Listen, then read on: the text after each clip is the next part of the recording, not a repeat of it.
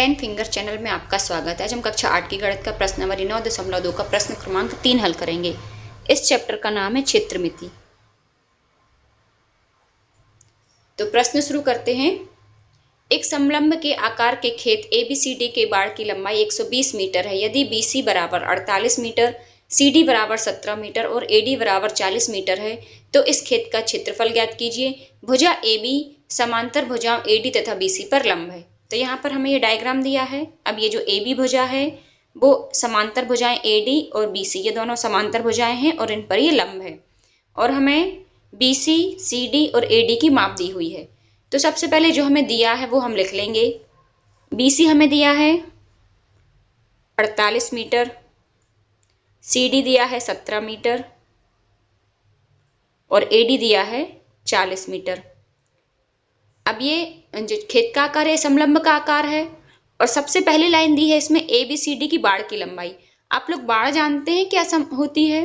खेत में आपने देखा होगा चारों तरफ एक बाउंड्री लगी होती है, उसमें कांटेदार या तो झाड़ियां उगा देते हैं और या फिर ये तार लगा देते हैं, तो वो कहलाती है बाड़।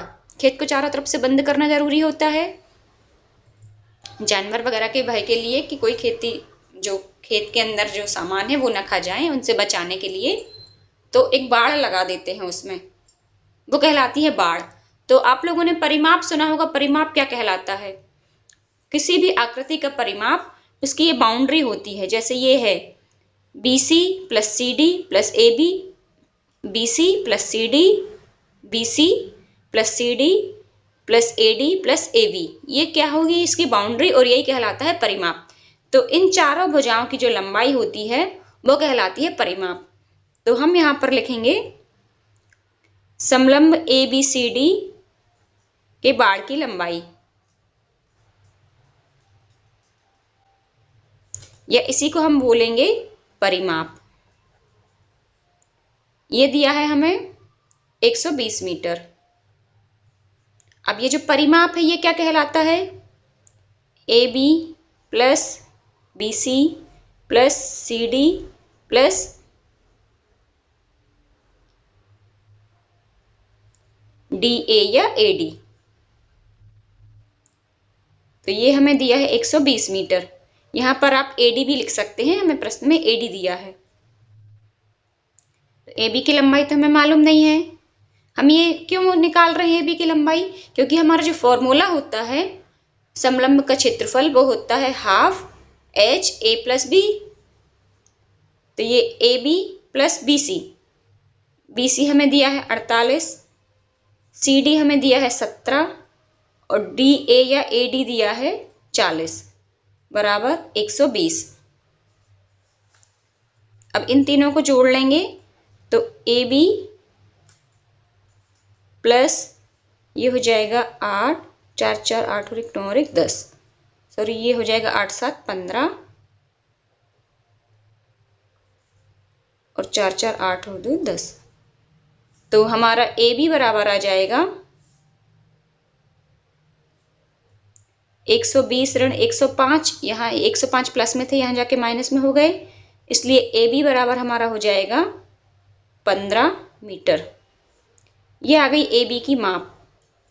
अब जो समलंब का क्षेत्रफल होता है उसका फॉर्मूला आप लोगों को आता होगा।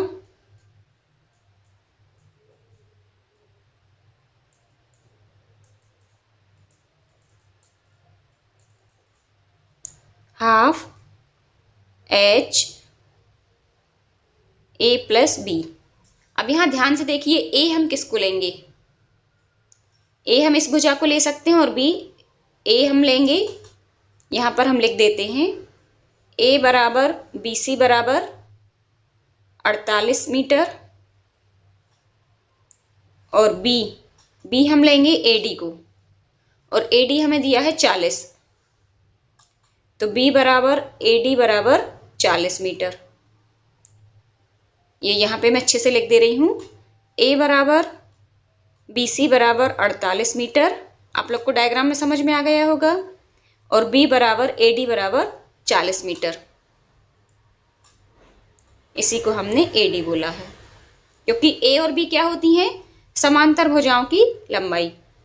और बीच में ये जो AB है ये इस पर लंब है BC पर, इसलिए जो इसकी ऊंचाई है वो हाइट जो है वो आ गई हमारी 15 मीटर।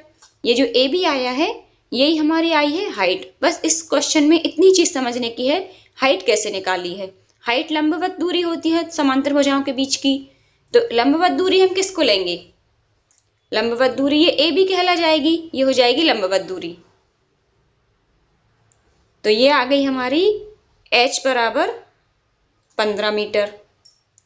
और ये तीनों भुजाएं तो पहले से दी हमें, तो अब हम यहाँ पर फॉर्मूले में मान रख देंगे। ये हो जाएगा हाफ h हमने अभी अभी निकाला है 15 metre, a plus B, a है हमारा 48 मीटर और b है हमारा 40 मीटर। यहाँ पर भी हम ये है प्लस में, यहाँ पर भी हम मीटर लगा देंगे 15 के साथ। तो ये हो जाएगा हाफ गुणा 15, 48 और 40 ये हो जाएंगे 88। तो ये हो जाएगा गुणा 15 गुणा 88। तो ये आ जाएगा हमारा 2 से ये कट जाएगा 44 बार। तो ये हो जाएगा हमारा 15 गुणा 44। तो इस तरह से यहाँ आ जाएगा हमारा 15 चौको 60, 15 चौको 60 और 6 66 मीटर स्क्वायर। तो अब हम आंसर में लिखेंगे समलंब ए बी सी डी का क्षेत्रफल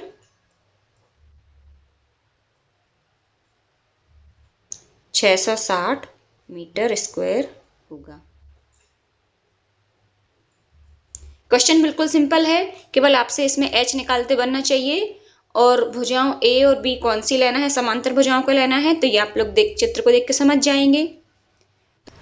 ये यहाँ पर देखिए, ये है एक्सरसाइज 9.1, गलती से मैंने 2 लिख दिया था। ये एक्सरसाइज 9.1 और इसका ये क्वेश्चन नंबर 3 अभी हमने किया है। तो उम्मीद करती हूँ प्रश्न क्रमांक 3 आपको समझ में आ गया होगा।